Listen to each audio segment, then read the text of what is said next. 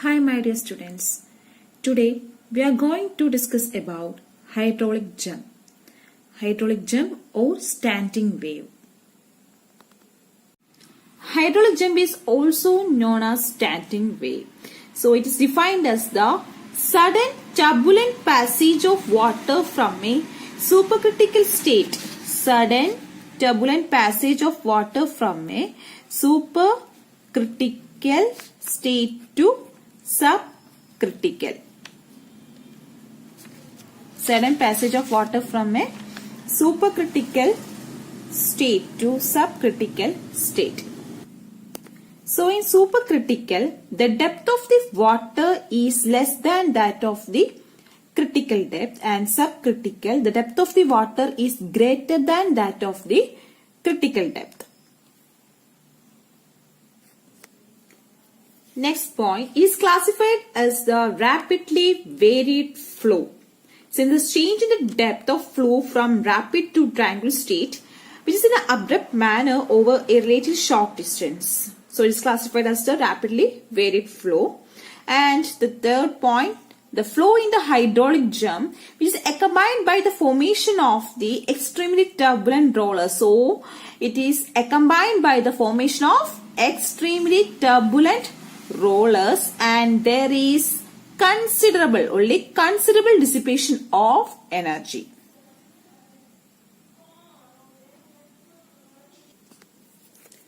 So here consider the flow of water over a dam.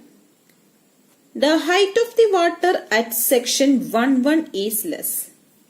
So here the height of the water at section 1-1 is less compared to the other section.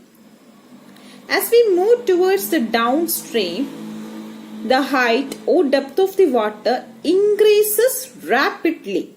So when we move towards the downstream, the height or the depth of the water increases rapidly. This is because at section 1-1, it is a shooting flow or a supercritical flow. It's a shooting flow supercritical, which means the depth of the water at this section is less than that of the critical depth. So the shooting flow is unstable. Shooting flow is unstable type of flow and does not continue on the downstream side. Then this shooting flow will convert itself into a streaming or triangle or subcritical flow. A streaming, triangle or subcritical flow, which means the depth of the water will increase. Okay, this sudden increase of depth. So this sudden increase of the depth of water is called hydraulic jump or standing wave.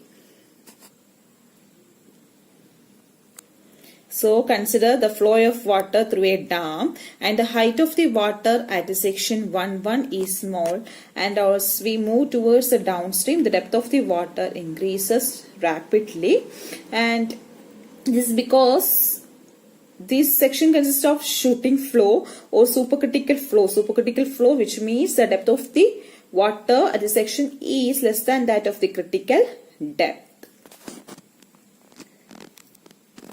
Okay, so the shooting flow is unstable type of flow and does not continue on to downstream. Then it is the shooting flow will convert it into a streaming or triangular or subcritical flow, and hence the depth of the water will increase suddenly. So this sudden increase of the depth of the water is called hydraulic jump or a standing wave. Thus, the hydraulic jump is defined as the rise of water level which takes place to the transformation of unstable shooting flow. So unstable shooting flow or supercritical to the stable streaming flow, that is subcritical flow. So hydraulic jump is defined as the rise of the water level which takes place to the transformation of the unstable shooting flow, otherwise supercritical flow, to the stable streaming flow or subcritical flow.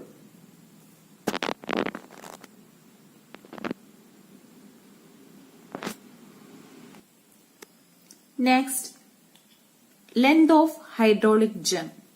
So, length of hydraulic jump is defined as the length between two sections. It is defined as the length between two sections, and one section is taken before the hydraulic jump, and the second section is taken immediately after the hydraulic jump. So, the length between the two sections, which one section is taken before the hydraulic jump and other section is taken immediately after the jump. Okay, so for a rectangular channel from the experiments, it is found that the length of the hydraulic jump is equal to 5 to 7 times the height of the hydraulic jump.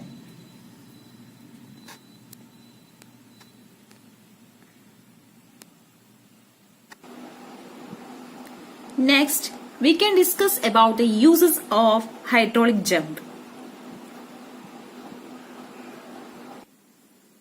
So the first use is, it is useful means of dissipating excess energy of water flowing over spillways and other hydraulic structures. So it can be used for dissipating the excess energy of water just flowing over spillways and other hydraulic structures or through sluices, and thus preventing the possible erosion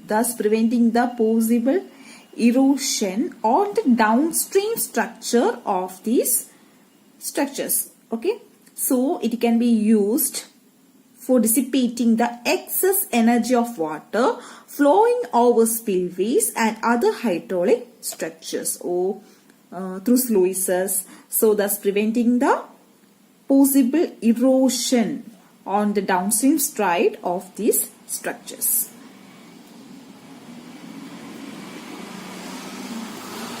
Next, and the second use is, it raises the water level in the channels for irrigation, etc. So it is used for raising the water level in the channels for irrigation. And the third use, increases the discharge through the sluice by holding the tailwater. So it increases the discharge through the sluice by holding the tailwater. And the next use, it is used for mixing the chemicals in water and other liquids, and is used for mixing the chemicals in water and other liquids, since it facilitates through mixing due to turbulence created on it. That's why it's used for mixing the chemicals in water and other liquids. Okay.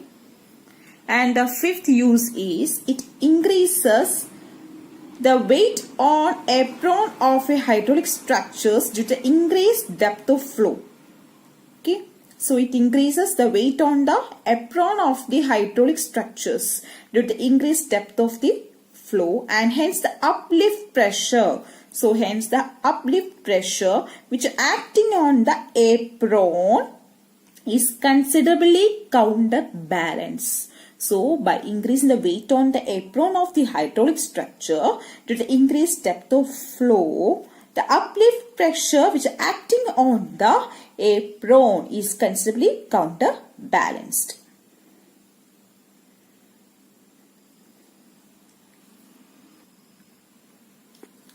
So the first use is, it is useful means of dissipating the excess energy of water which flowing over spillways or other hydraulic structures or through sluices, so as to prevent the possible erosions on the downstream sides. And second one is, it raises the water level in the channels for the irrigations. And third, increases the discharge to the sluice by holding the tailwater. And fourth one, it may be used for mixing the chemicals in water and other liquids, since it facilitates the through mixing due to turbulence created on it. And last point, increased weight on the apron of the hydraulic structure due to the increased depth of flow. So the uplift pressure acting on the apron is counterbalanced.